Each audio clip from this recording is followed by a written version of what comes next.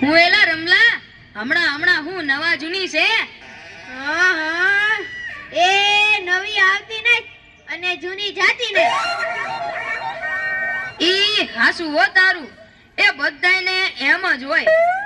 ગઈકાલે મેં મારી પત્નીને ફોન કર્યો કે તને પિયર ગયે 10 દિવસ થઈ ગયા, તું તો મને યાદ જ નથી કરતી. મારી પત્ની કે હોતું હશે એવું કઈ, મને ચારે બાજુ તમે જ દેખાવ છો. તુવેરની દાળમાં, ચોખાના દાણામાં, ઘઉંના લોટમાં. સાલું મને તો આંચકો લાગ્યો. હું ધણી છું કે ધનેડું? એ હા ભાઈ હા, એ કાગડા બધે કાળા જ હોય. એ તારી વાત એકદમ હાચી હો ભાઈ. એ બીજી એક વાત કહું. એકવાર હું મારા હાહરે ગયો. સાસુ માએ 8 દિવસ સુધી પાલકની ભાજી ખવડાવી. એ 9મા દિવસે પૂછ્યું, એ જમાઈલાલ હું બનાવું? પછી તો મેં કહી દીધું, ખેતર બતાવી દો, એ હું જાતે ચરી લઈશ. ઓહો હો હો હો, ખરી કઈ તે તો. અરે હું હમણાં મારી પત્ની સાથે શાક માર્કેટમાં ગયો તે ઈ મને કહે 2 કિલો વટાણા લાવ. મેં કીધું લઈ લે, એમાં હું પૂછવાનું હોય? તો મને ઈ કે પૂછવું તો પડે ને, આ વટાણા ફોલવાના તો તમારે જ છે ને. લ્યો કરો વાત. અરે બાયોની ક્યાં માંડો છો? આજકાલની પડજાઓ પણ જુઓ ની.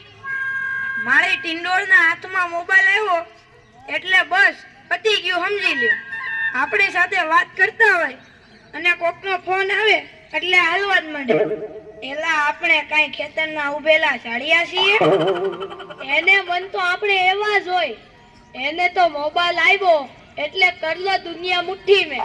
ધીરુભાઈ અંબાણી જોઈ લ્યો. એમાં આ જીઓ આવ્યો ત્યારથી છોકરાઓ તો આપણો જીવ લઈ ગયા છે. અરે એનું નામ જીઓ નહીં પણ મરો એવું રાખવું જોઈતું તું. એ મોબાઈલ આવ્યો એટલે કેમેરો ગયો. એ મોબાઈલ આવ્યો એટલે ઘડિયાળ ગઈ. એ મોબાઈલ આવ્યો એટલે બેટરી ગઈ. મોબાઈલ આવ્યો એટલે ટપાલ ગઈ. મોબાઈલ આવ્યો એટલે કોમ્પ્યુટર ગયું. મોબાઈલ આવ્યો એટલે નિરાત ગઈ. અને એમાંય જો આપણો મોબાઈલ આપણી ઘરવાળીના હાથમાં આવ્યો તો આપણે ગયા. લ્યો કરો વાત. એલા આ જીઓ ઉપરથી યાદ આવ્યું, તમને ખબર છે હમણાં સુધી પછી પૈસા હાલતા હતા ઈ કોણે બંધ કરાવ્યા? ઈ ખબર છે તમને કોઈને? નથી ખબર ને? સરકારે બંધ કરાવ્યા, બીજું કોણ કરે? એ નહીં, ઈ પછી પૈસા એટલે પાવલી. ઈ પાવલી આ જીઓ વાળા મુકેશ અંબાણીએ બંધ કરાવી. એ કેવી રીતે? જો હું કહું, મુકેશ અંબાણીના લગ્ન થતા હતા ઈ વખતે આ પાવલી એટલે ઘણા બધા પૈસા કહેવાય. તે ગોર મહારાજ ઘડીએ ને ઘડીએ કીધા કરે, પાણીની ચમચી ભરો ને મૂકો પાવલી. ગણપતિ પૂજન કરાવે ને કે મૂકો પાવલી. એક ફેરો ફરે ને કહે મૂકો પાવલી. બીજો ફેરો ફરે અને કે મૂકો પાવલી. તેલા મુકેશને એટલી ખીચડી કે આખો દેશ મને મુકેશ અંબાણી કહે છે ને આ ગોર મહારાજ મૂકો પાવલી કરે છે. મોટો થઈને આ પાવલી બંધ ન કરાવું તો મારું નામ મુકેશ અંબાણી નહીં. અને જુઓ એને બંધ કરાવી કે નહીં. અને ઈ મોબાઈલ ને કારણે છોકરા કઈ બગડ્યા છે. જાણે મોબાઈલ જ એનો બાપ ને એની માં નો હોય અને આપણા છોકરાની તો વાત જ ના થાય હો.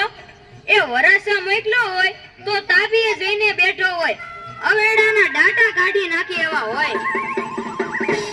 કાલે મેં ઓયલા પહલાને કીધું કે તારો છોકરો પથ્થરના ઘા કરે છે, કોઈને વાગી જશે. પહલો મને કે ઈ મારો છોકરો નહીં, ઈ તો મારો ભાણિયો છે. મારો છોકરો તો તારા બૂટમાં પાણી ભરે જો.